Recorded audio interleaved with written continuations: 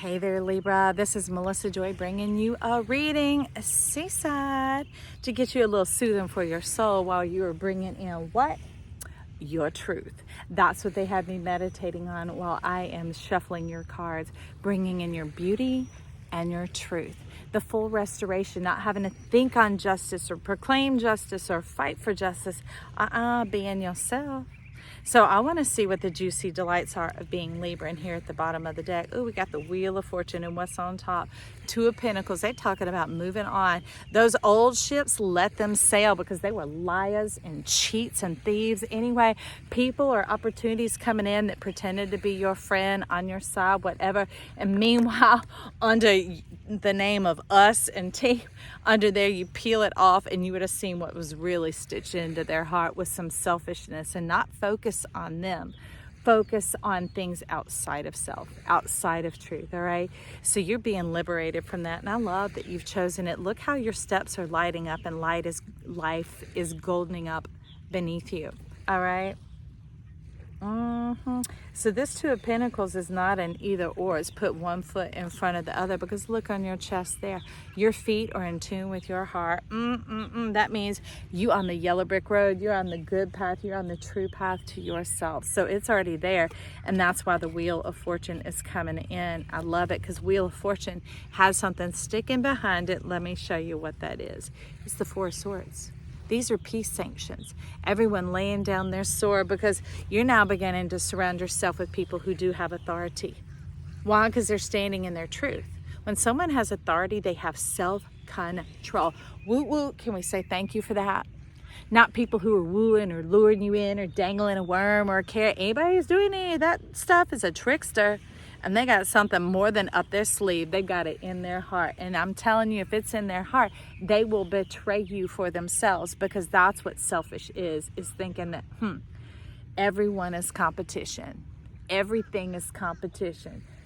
Somebody who's in a mind state that's thinking someone's always better than you, or they have what you want to have, or they did this to you or that to you, or whatever else it is, okay? But you're about to level up, and not about to.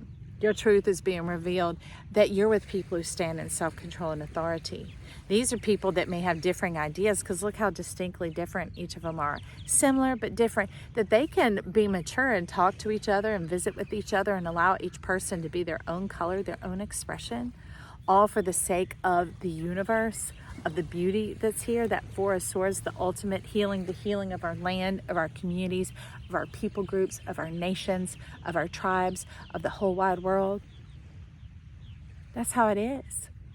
It's not just a movement like a time progression. It's a choice of living from that place.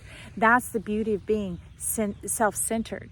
Or better way to say it, in the center of self, because it won't trigger you. Because if you're in the center of yourself, you're inside of you. That means you're in no one else's business. You're not trying to sell people, convince people. You're not having to protect yourself or cloak yourself or shapeshift yourself in order to survive. It puts you in the truth of who you are. And more than thrive, it provides. Ooh, wag your wings, little Aninga. Now, I love it, because Aninga is also known as Devil Bird and the Christ Bird. So coming into the center of who you are, it will be however you see it. If you want to see things as malicious or suspicious or whatever else, that's going to be some scorpionic energy coming in there, then that's what it'll be. If you want to paint it with roses and clover when something's a pile of turds, then move on. That's how it's going to be. That might be a bit of Pisces. Y'all, I have my nadir, which is known as the Midnight in Pisces. And it's an empty house, so it's supposed to be, all liberated. Like, I'm good with it. But I've seen some stuff, friends. And because I love people where they're at and whatever they're addicted to or in the throes of, or whatever their mindset is, I was just painting it. It wasn't true naivety. It was like trying to be complimentary. And you don't have to do that anymore either. The best way to compliment something is to look at the bigger picture, okay?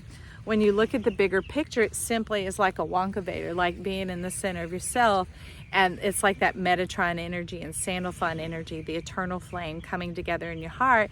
It says, Kenny Rogers said, know when to hold them, know when to fold them. Know when to walk away, know when to run. You never count your money when you're sitting at the table. Why? Because not everybody's a friend. People's worms and squirms and petulance might start jumping up then. They're like, no, there's things that you keep in your own heart that you don't have to tell people.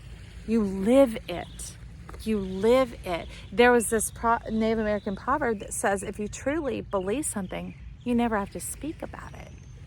You're living it. Your actions speak. Your inactions speak. Your answers speak. Your silence speaks. You are.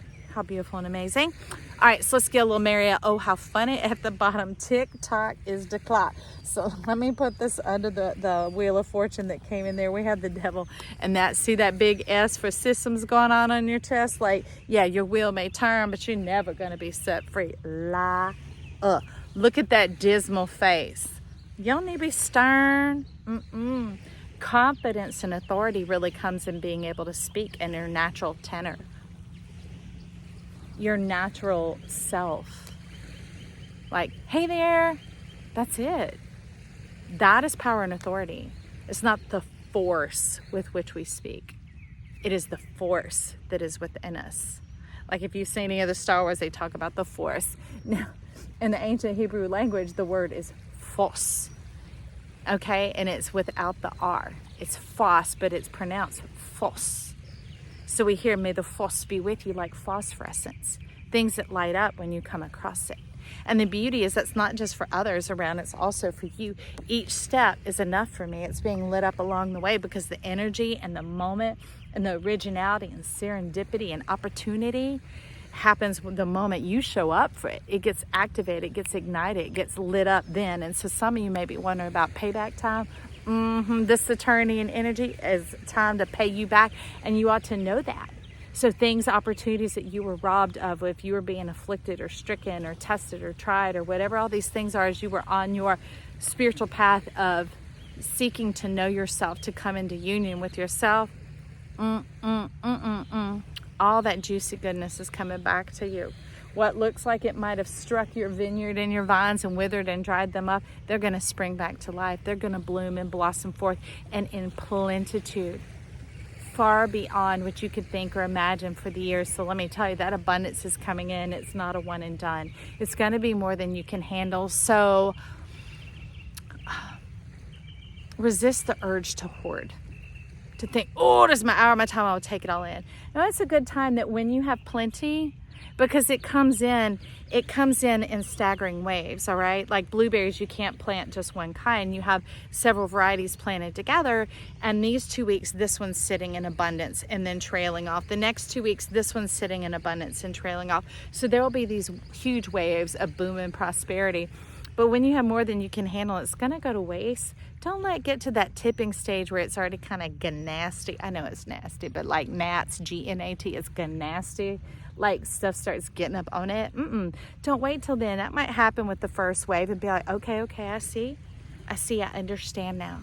So I'll be anticipating it. I will be connecting with it. I will be calling it forth, the moment of readiness to know when it's time to share.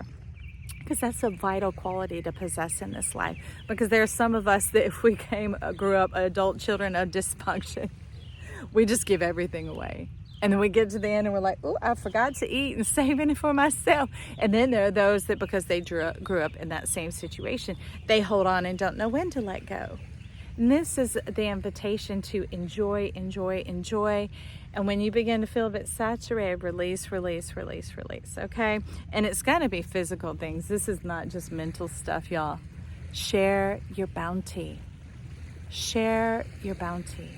Because for one, the act of sharing brings joy to another person's life. It's like, wow, you thought of me?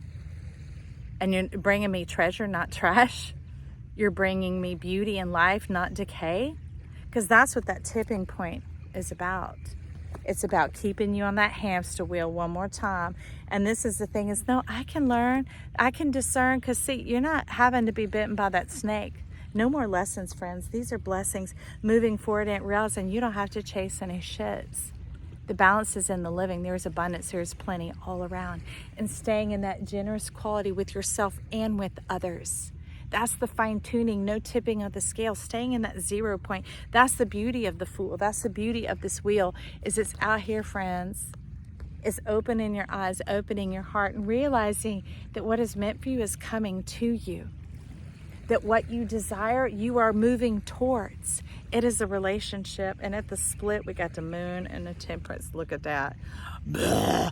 And so this is like vulture-minded sitting over here telling you, you know, I'm so sick and tired of this. Like spitting out phrases, and they're saying phraseology, like common colloquialisms and phrases that we say is like, you know, I'm so tired of that, or they get on my nerves, those type of things. Or, you know, and then speaking sentences and phrases about yourself or about others. So we'll get off the PSA on this and get back to the read. But that's kind of what the mind is doing here, like vulture mind is like, I need dead stuff to feed on. No, you don't, delicious. No, you don't. That's the ship that you let sail. That's the moon mind. That's the back of the head. I'm the one facing the sun. You're the one facing the sun. Look at you facing the sun now and turning your back on this moon-mindedness. Like, what is ignorant is not going to speak to wisdom. Let your wisdom speak to your ignorance. That's why we take in life and we live. We be, but we also need to am and reflect and see, oh, how did this go? How did this move about? Like that first wave of huge blessing might go into a little bit of spoilage, a little bit of this, but it's not going to get you unless you let yourself go into condemnation. Forgive yourself and move on and be like, oh, I see better next time. That's growth, friends. It's not about getting it right to get a 100 on the test. No, life doesn't work that way. We're in this organic beauty in nature of like, it's like, do you condemn yourself? Do you condemn others? Do you judge yourself? Do you judge others? Because the other day we were clearing our judgment. That is the passageway that our senses come in which we can know to hold them or to fold them, okay? But what I love with that beneath it is coming in the Lovers. This has to do with, some of you may want to watch the Libra reading that we just did, the ancient connections, the ancient bloodlines. I mean, that's a lot of what's going on here. The healing of the ancients, of the greater landmass. It was interesting because a tag in front of me the other day at a red light had Pangea on there. The original landmass, that we are all one. That's why we are called the human race. And I say beyond race, let's be human beings. And I say beyond that, let's get into our human nature. When we get into our human nature, we go back to being human beings who understand we're a big part of all of creation, and creation is a big part of us. It is our release point. Is it our beauty point? It brings things in. And some of you may bring in like satellite, the greater God positioning system of knowing who you are, where you're at, and what you're here for. That's the full confidence and assurance and how to move in it. But it's like an ancient elixir. There's this thing, this food, this beauty, this life, that false that is coming on in. They're talking about the fourth, the Jupiter, the blessing, the favor. Ooh, baby. Well, when you have that divine connection with yourself, so you can be amongst the peoples of the world and always be in this joy and this juicy, delicious satisfaction of the 4D of like celebrating your life, having the power to truly celebrate others from the belly up, from the feet up, and to be in union with that. That's a beautiful thing. That's what Jupiter is here to afford. No longer having to turn your world upside down and shake out those lessons in order to get blessings. There are no conditions anymore, my friend. All right. So, okay. Well, this is the Libra reading, so you might tune back into the beginning. Thank you for putting up with the space cadet. If you thought that was funny, put a little alien spaceship down below and a thumbs up and let me know. Hey, Joy, Melissa Joy, we love you. We get you. We're here while you fly in your freak flag. Thanks for being with us. All right. Well, if not, I just told myself. Okay, girl, I love you. All right. Tune in soon. Love you. Bye.